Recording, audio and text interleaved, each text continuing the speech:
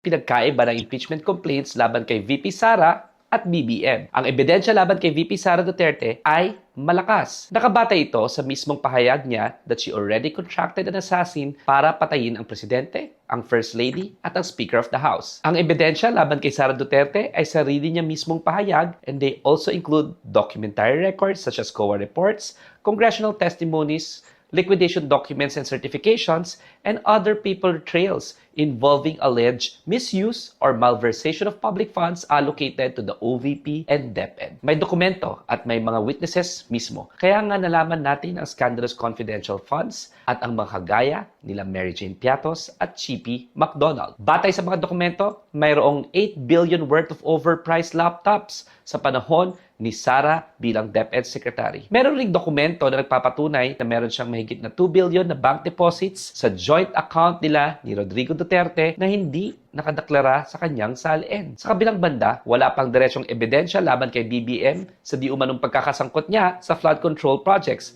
lalo na siya ang unang nag-expose nito sa sarili niyang SONA. Batay sa ebidensya, mas malinaw ang grounds for impeachment laban kay Sara Duterte. Huwag lang tayo sa politika makinig. Ang hustisya at pananagutan ay hindi dapat base sa chismis. Ang tingnan natin, ebidensya, ebidensya, ebidensya. Agyamanak. Attorney Dino De Leon po, and